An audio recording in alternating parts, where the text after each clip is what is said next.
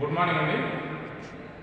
Video చూస్తున్న వాళ్ళకి last క్లాస్లో రెండవ కర్ణాటక యుద్ధం గురించి టూకీగా చర్చించుకున్నామండి. ఇప్పుడు అలాగే రెండవ కర్ణాటక గురించి దాని యొక్క ముఖ్యమైన అంశాలు ఏంటంటే ఒకసారి చూద్దాం. అందులో ప్రధానమైనది రెండవ కర్ణాటక యుద్ధం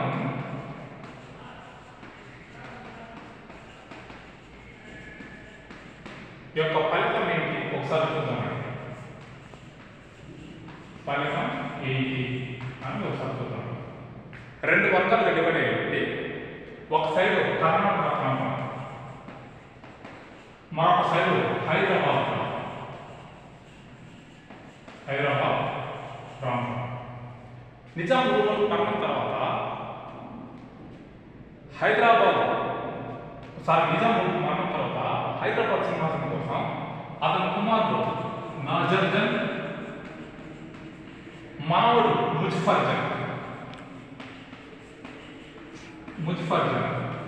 వీళ్ళిద్దరు సింహాసనం కోసం పోటీ పడ్డారు.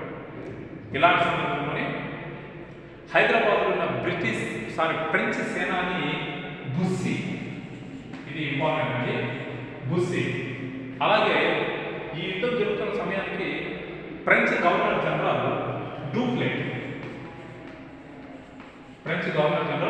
డూప్లెట్, ఈ బిట్లు అన్ని బాగా గుర్తుపెట్టుకోవాలి. ఇప్పుడు నాజర్ జంగ్ బ్రిటిష్ వారి సహాయం పొందాడు, ముజఫర్ జంగ్ ఫ్రెంచ్ వారి సహాయం పొందాడు. ఇప్పుడు ఈ మూడు వర్గాల్లో చూడండి ఒకసారి. ముజఫర్ జంగ్ ఫ్రెంచ్ సైడ్, ముజఫర్ జంగ్, అలాగే చందా సాహెబ్ ఫ్రెంచ్ వాళ్ళు ఒక వర్గం. అలాగే బ్రిటిష్ వాళ్ళు నాజర్ జంగ్,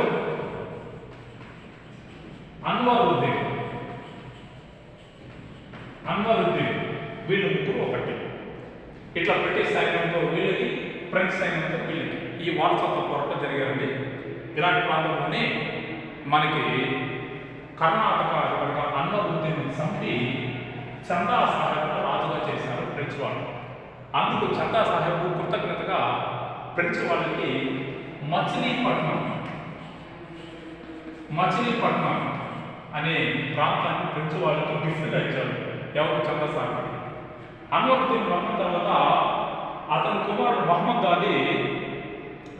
దోస్త్ అలీ బ్రిటిష్ వారి ఆశ్రమం పొందాడు. ఇలాంటి సందర్భంలోనే బ్రిటిష్ గవర్నర్ మనకి రాబర్ట్ క్లైవ్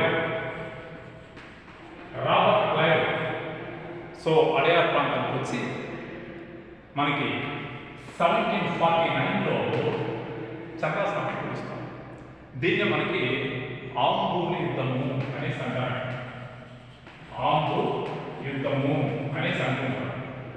సందర్భం. అలాగే హైదరాబాద్లో ఉన్న బుస్సీ నాజర్ జంగ్ని కడప దగ్గర హత్య చేపిస్తే, అతన్ని హత్య తర్వాత మనకి హిమాయత్ ఖాన్ అనే ప్రాంతం ద్వారా హత్య చేపిస్తే, ఆ హత్య జరిగిన తర్వాత మళ్ళా హైదరాబాద్ సర్కార్ ప్రాంతం మనకి ఫ్రెంచ్ వాళ్ళ వస్తు కావడం జరుగుతుంది. అందులో గంజాం, నిజాంపట్నం, ఈ శ్రీకాకుళం, ఈ ప్రాంతాలన్నీ ఫ్రెంచ్ వాళ్ళు కావాలి. ఈ సందర్భంలో ఫ్రెంచ్ వాళ్ళు బ్రిటిష్ వాళ్ళ చేతిలో ఓడిపోవడం జరుగుతుంది. ఆర్కాట్ను బ్రిటిష్ వాళ్ళు చేయిస్తారు. అందులో ప్రధానంగా రాబర్ట్ క్లైవ్ ఆ ప్రాంతాన్ని చేయిస్తాడు. అందుకని అతనికి ఆర్కాట్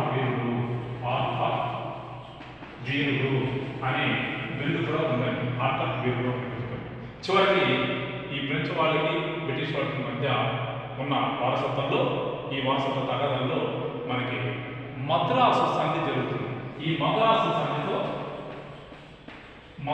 సంధితో మనకి రెండవ కర్ణాటక యుద్ధం పూర్తి అవుతుంది. సో దీన్ని గుర్తుపెట్టుకోవాలి. సో ఈ విధంగా భారతదేశంలో జరిగిన వారసత్వ యుద్ధాల్లో రెండవ కర్ణాటక యుద్ధం మనకి ఇక్కడ కనిపిస్తుంది. సో ఇదంటే రెండవ కర్ణాటక యుద్ధం గురించి కొన్ని అంశాలు. నెక్స్ట్ క్లాస్లో మూడవ కర్ణాటక యుద్ధం గురించి చెప్తాను.